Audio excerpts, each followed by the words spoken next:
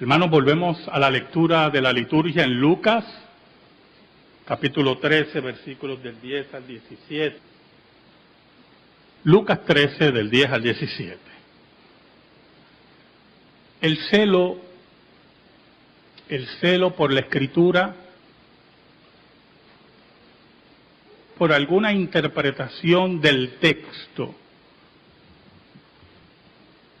que consideramos correcto, puede llevar a derribar otros aspectos de la Escritura. Por lo tanto, ese celo por una interpretación de la Escritura está equivocado. La interpretación del texto bíblico está acorde con toda la Escritura. La Biblia es una unidad que solamente se rompe cuando el acercamiento es defectuoso. Si usted dice que Jesús no es Dios, pero al mismo tiempo ve en el texto que Jesús es adorado, su concepto de Jesús está equivocado, porque rompe la unidad del texto. Si usted dice que el Espíritu Santo no es una persona, pero al mismo tiempo lo ve en la Escritura con atributos de persona y que habla a las personas, rompe la unidad del texto. Usted está malinterpretando a la persona del Espíritu Santo. Si usted cree que la mesa del Señor, cuando el pan es elevado, según la interpretación de Roma, está el cuerpo de Cristo, y que cuando se quebranta el pan, se quebranta nuevamente Cristo y se hace nuevamente un sacrificio, pero en Hebreos dice que es un solo sacrificio que no se repite. Su interpretación del texto afecta la unidad del texto. Usted está malinterpretando el texto. Pero aún más, cuando su interpretación y celo del texto lo lleva a atropellar y no manifestar la misericordia de Dios, pero al mismo tiempo esconde acciones parecidas, las cuales usted justifica con su vida, no solamente usted malinterpreta el texto y lo rompe, es un hipócrita. Había un problema.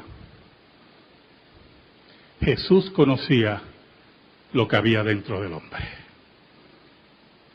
Oramos. Te damos gracias, Señor, por el gran privilegio, increíble privilegio de exponer tu palabra. Perdona nuestros pecados. Te hemos sido infiel, pero tú permaneces fiel. Escóndenos bajo la sombra de la cruz y que tu nombre sea proclamado. Que tú llegues, Señor, al corazón de tu pueblo, que tú sanes, que tú redargullas, que tú corrijas, que tú bendigas según tu voluntad. En el nombre de Jesús. Amén. Y amén. Pero usted puede preguntar, pastor, ¿cómo corregimos eso? ¿Cómo corregimos que las malas interpretaciones del texto destruyan la unidad del texto? Usted tiene que estudiar. Usted tiene que oír a los maestros de la palabra. Usted tiene que discernir. Esta perícopa comienza con algo muy importante, el versículo 10. Enseñaba Jesús en una sinagoga en el día de reposo. Estaba exponiendo la palabra, estaba exponiendo la correcta interpretación de la palabra.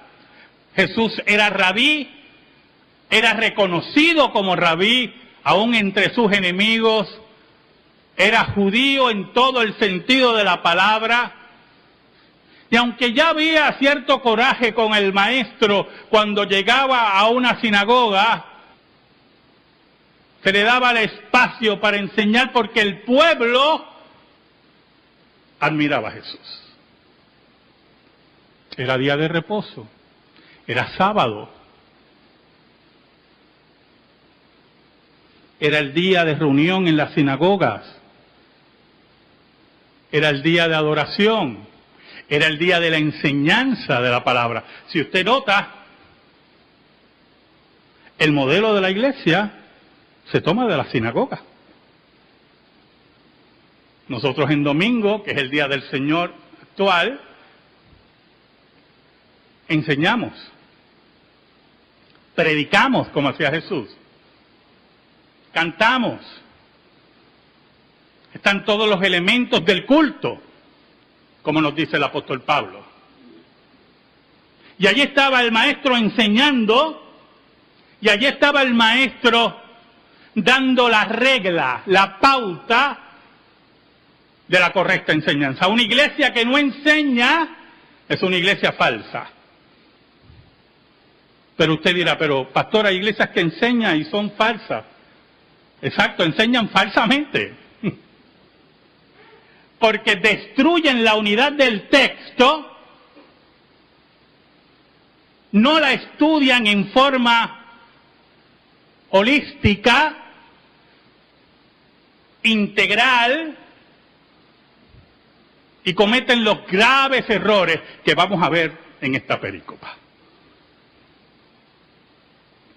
El versículo 11 nos dice, y había allí una mujer que desde hacía 18 años tenía espíritu de enfermedad y andaba encorvada y en ninguna manera se podía enderezar. ¿Sabe, hermanos? Mire la importancia de acercarse al texto y no tomar las cosas a la ligera.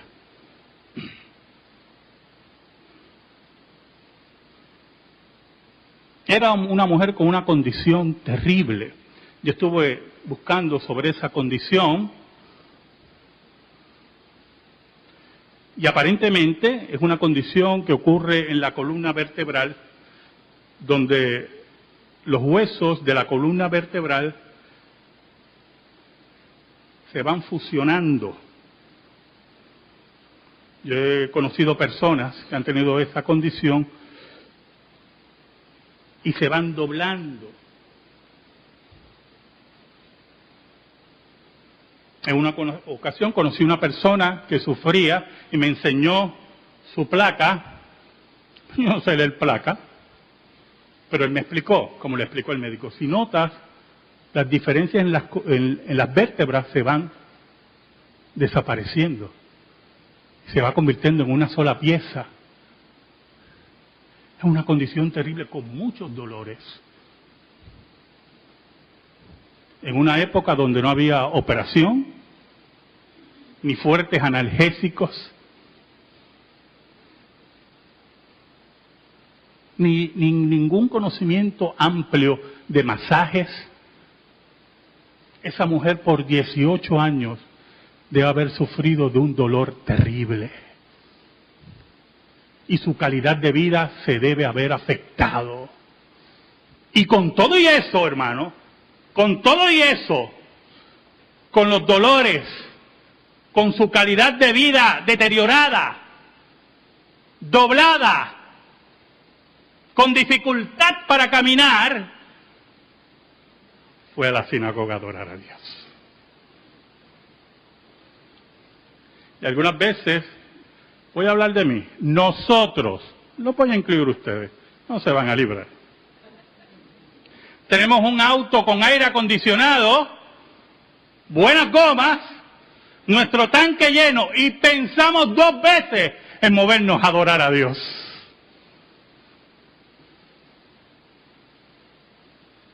Ya cuando lo piensa 2 veces, ya la primera vez pecado, la segunda es abominación. La tercera, vaya al salón de reino. Allí estaba esa mujer con su fe firme, caminando para adorar a su Dios. Y lo menos que ella pensaba, que Dios estaba en la sinagoga, que Dios estaba enseñando en la sinagoga. Por eso, hermanos, independientemente que venimos a adorar a Dios cada domingo, que venimos para que Dios nos hable por su palabra, que venimos a rendir nuestras vidas delante del Dios verdadero, no sabemos lo que Dios va a hacer con nuestra vida cada domingo. No sabemos si la respuesta de Dios se acerca a nuestras vidas. Ahora, hay un segundo detalle en el versículo que tenemos que tener mucho cuidado con él.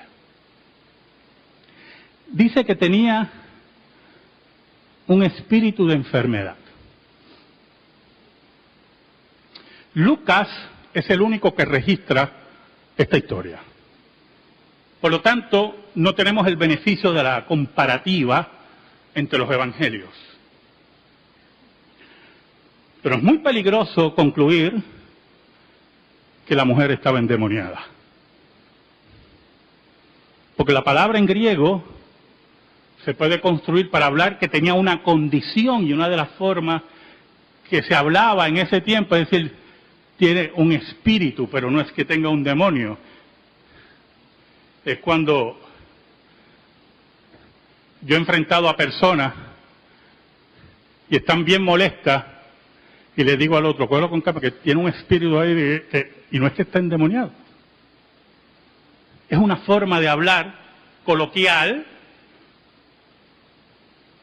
pero también el texto nos puede decir que la mujer tenía una influencia demoníaca por su enfermedad. Hermanos, estamos ante un caso muy triste de ataque espiritual, de enfermedad física, de dolores, de tristeza y de muchas preguntas. Pero allí estaba esa mujer firme para adorar a Dios. El versículo 12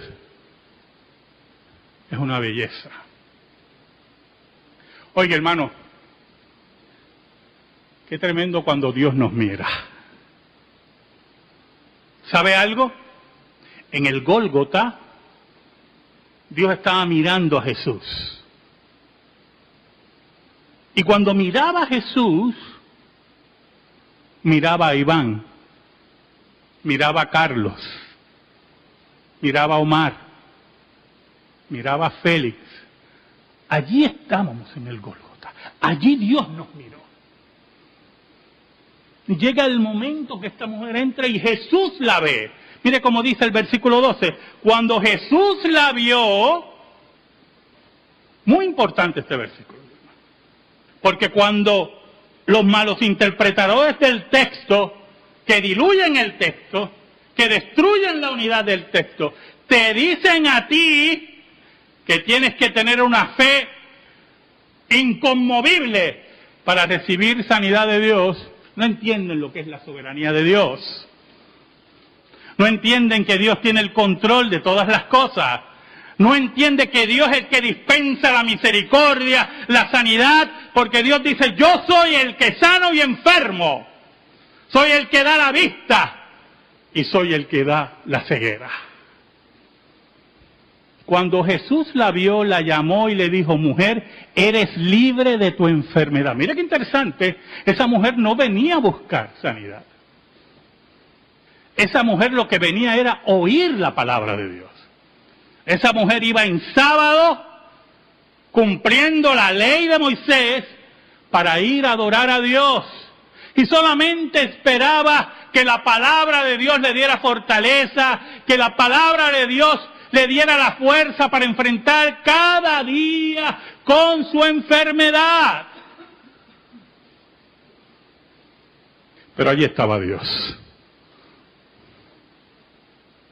Y Jesús la llama Eres libre de tu enfermedad. Y el versículo 13 dice, y puso las manos sobre ella, y ella se enderezó luego y glorificaba a Dios. Hermano, medite, 18 años encorvada, con dolores, con su vida afectada. Y de momento, sin mucho grito, ¿usted ha visto las sanidades de ahora? Brincan de al lado a lado. Sana, quita, reprenden demonios. Bueno, se inventan hasta demonios. Una lista de demonios que nunca usted ve en la Escritura. Y después que empujan y ladran y maullan, levántate. Y no se levanta. Y allí estaba el maestro. Y allí estaba el que controla la salud y la enfermedad. Y allí estaba el Dios creador de todas las cosas. Y le dice a esa mujer, eres libre de tu enfermedad. Y esa mujer se endereza y empieza a glorificar a Dios. El impacto en su vida debe haber sido enorme. Una mujer sin calidad de vida, una mujer llena de dolores y sanada instantáneamente por Dios. Qué alegría, hermano. No estamos allí, nos separan 2000 años de la historia. Y qué alegría ver la sanidad. Qué alegría ver el amor de Dios. Pero hay un pero. ¿Cuánto yo odio esos peros, yo, hermano? ¿Cuánto yo odio cuando se presenta un plan de aumento? Pero, pregúntese, hermano, ¿qué pero puede haber cuando Dios sana en esa forma? Aquí entramos a lo que dijimos en la introducción. Cuando el celo por una mala interpretación del texto lleva a romper la unidad del texto. Allí estaba uno que cuidaba celosamente la ley. Allí estaba uno que no, y esto es el meollo, que no le importaba que esa mujer era creada a la imagen de Dios, que no le importaba que sobre su interpretación estaba esa mujer que Cristo llama hija de Abraham. No le importaba. No tenía la capacidad de ponerse en el lugar de esa mujer. No le importaba. No tenía la capacidad de entender la misericordia de Dios. No le importaba. ¿Sabe? Hay muchos seres humanos que viven continuamente en el legalismo, continuamente bajo conceptos de ira de Dios, y no saben lo que significa la misericordia y la gracia. Oiga, dice el versículo 14, pero el principal de la sinagoga, el que dirigía esa sinagoga, enojado de que Jesús hubiese sanado en el día de reposo, dijo a la gente, 6 días hay en que se debe trabajar, en estos pues venid y sed sanado, y no en día de reposo. Por lo tanto, el día de reposo era más importante que la misericordia de Dios sobre esa mujer. Pero aún más, es interesante ver cómo él conocía la ley. 6 días son para trabajar, pero el 7º día no es para trabajar. Y por lo tanto, equiparaba el acto soberano de Dios y la misericordia de Dios como una forma de trabajar, como una forma ligera de trabajo. ¿Sabe, hermanos? A base de estos versículos y otros pasajes, la teología reformada ha concluido que hay trabajos en domingo que se ejercen sin ningún problema. Trabajos que tienen que ver con servicio y misericordia. Médicos, enfermeras, bomberos, salas de emergencias. Que posiblemente si usted tiene esa profesión, tiene que trabajar un domingo para dispensar misericordia, para dispensar un servicio al ser humano. Alguien me dijo una vez, usted sabe cómo es la gente, pero pastor, si es una cuestión de servicio,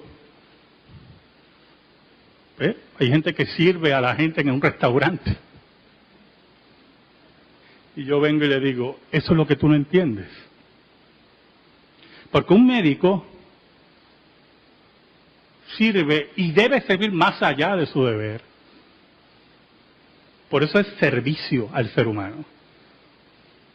Porque una enfermera tiene que servir al ser humano y posiblemente más allá de su deber. Porque un bombero en un fuego un domingo posiblemente arriesga su vida, incluidos los policías también, oye hermano, más allá de su deber. Pero en un restaurante usted no sirve más allá de su deber. Usted se le acaba el horario y se acabó. Y si le dice quédate una hora más. Porque eso no es servicio al ser humano. ¿Y sabe algo? El principal de la sinagoga estaba llamado para servir más allá de su deber. Pero su concepto del texto era tan legalista y tan rígido que no estaba dispuesto a servir al ser humano, sino que sufriera y su dolor intenso se mantuviera. Pero allí estaba uno más grande que el principal de la sinagoga. Allí estaba el que creó el principal de la sinagoga. Allí estaba el que creó la ley que servía al principal de la sinagoga. Allí estaba la ley encarnada, la palabra de Dios encarnada, Cristo Jesús. Y el principal de la sinagoga tenía un problema, que Jesús sabía la vida de él. Por eso, si usted no tiene la capacidad de mirarse, si usted no tiene la capacidad de mirar la paja en su ojo, o la viga en su ojo, usted va a ser como el principal de la sinagoga. Y romperá la unidad del texto. Jesús le dice, versículo 15, entonces el Señor le respondió y dijo, hipócrita. Mire qué palabra interesante, ¿verdad? Tan bonita, tan confrontadora. Porque el maestro era confrontador, el maestro no se venía con chiquitas, como dicen en Latinoamérica, el maestro no venía a dar vueltas, el maestro venía a enseñar. Y una de las grandes cualidades que debe tener una iglesia cristiana es aquella que sigue al maestro y enseña con la frente en alto la verdad. Es aquella que respeta la unidad del texto. Es aquella que sabe lo que es la misericordia. Es aquella que conoce la palabra de Dios. Cada uno de vosotros. Entonces yo me imagino al maestro. ¿Usted se imagina al maestro? Diciéndolo, hipócrita, cada uno de vosotros, y mirando, cada uno de vosotros. Y ya Jesús llamó la atención. Porque al decir hipócrita, yo me imagino la tensión que se forma en la sinagoga. ¿Usted se imagina la tensión? Te preocupes, yo no voy a llamar a nadie hipócrita desde el púlpito. El primer hipócrita soy yo. Y si no fuera por la misericordia de Dios, yo no estuviera aquí. Yo me imagino la tensión en la sinagoga.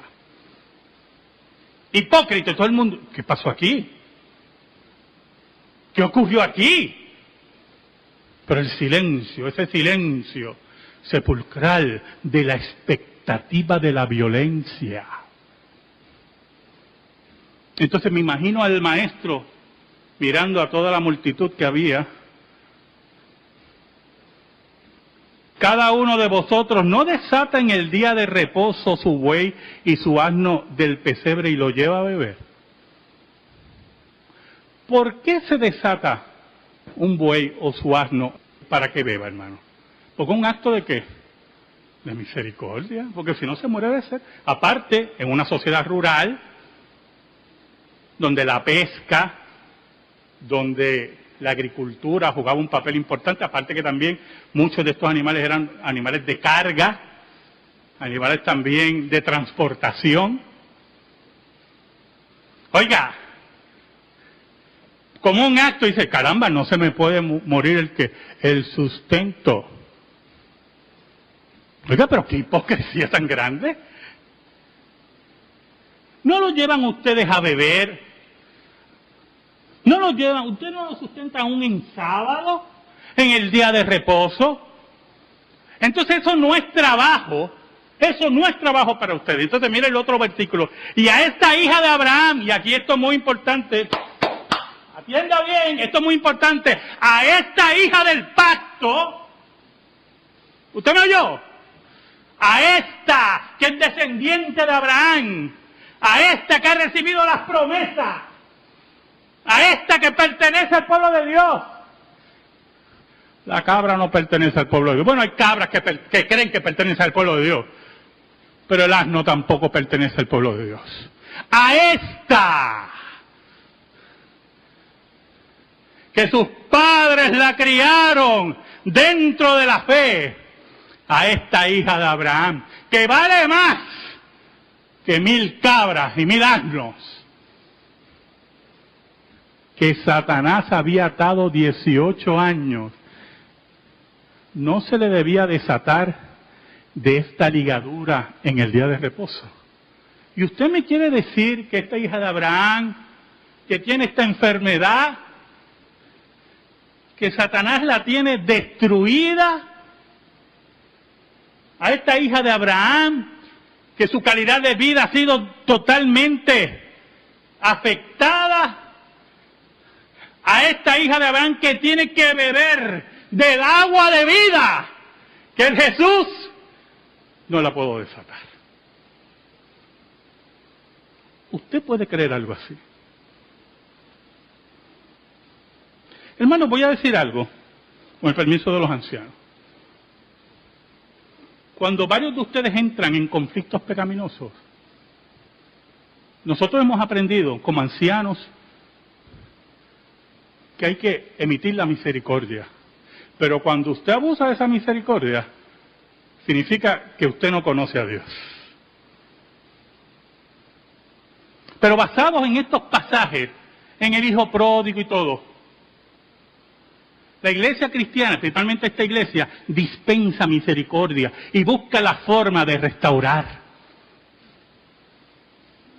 Y cuando usted no valoriza esas cosas, usted terminará en una iglesia donde el principal de la sinagoga lo va a dejar atado 18 años o más.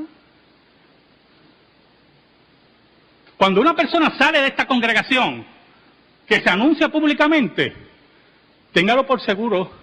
Yo no sé cuántos aquí volaron chiringas y cometas. Yo sé que ahora es de las cosas esas, ¿verdad? Esa es la época de las tablets. Uy.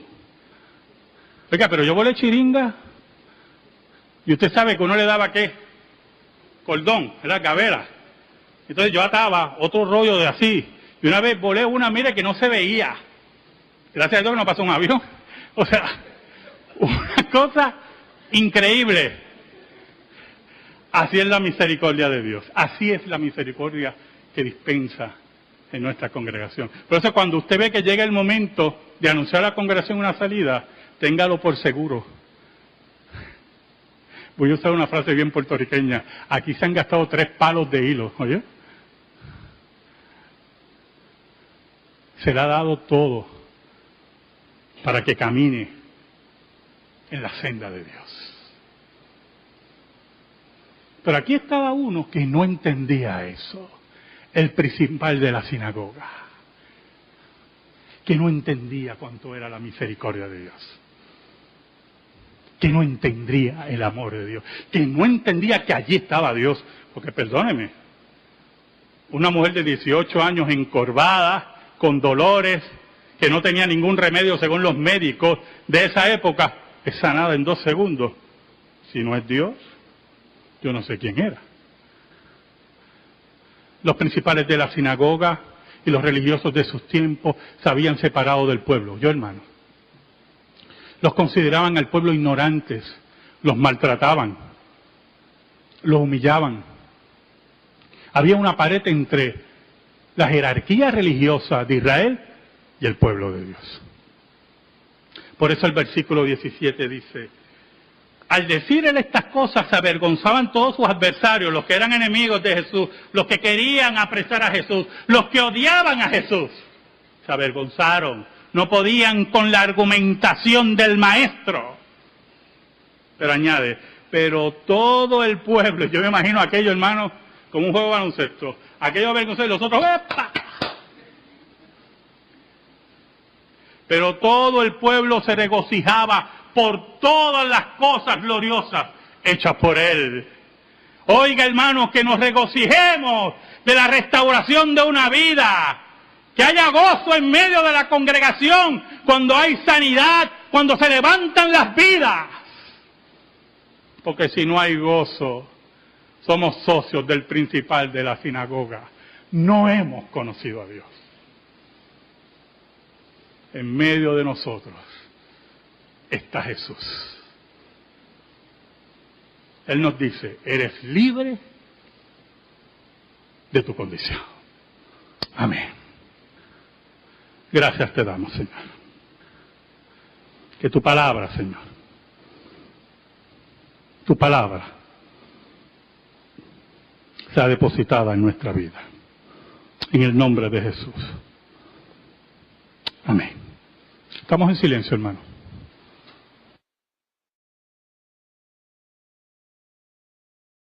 Según tu voluntad. En el nombre de Jesús. Amén. Y amén. Pero usted puede preguntar, pastor, ¿cómo corregimos eso? ¿Cómo corregimos que las malas interpretaciones del texto destruyan la unidad del texto? Usted tiene que estudiar. Usted tiene que oír a los maestros de la palabra. Usted tiene que discernir. Esta perícopa comienza con algo muy importante, el versículo 10. Enseñaba Jesús en una sinagoga en el día de reposo. Estaba exponiendo la palabra hipócrita. Había un problema. Jesús conocía lo que había dentro del hombre.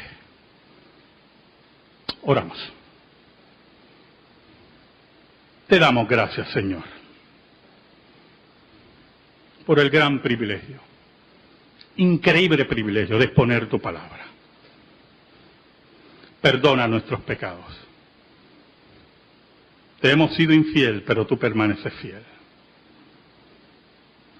Escóndenos bajo la sombra de la cruz y que tu nombre sea proclamado. Que tú llegues, Señor, al corazón de tu pueblo, que tú sanes,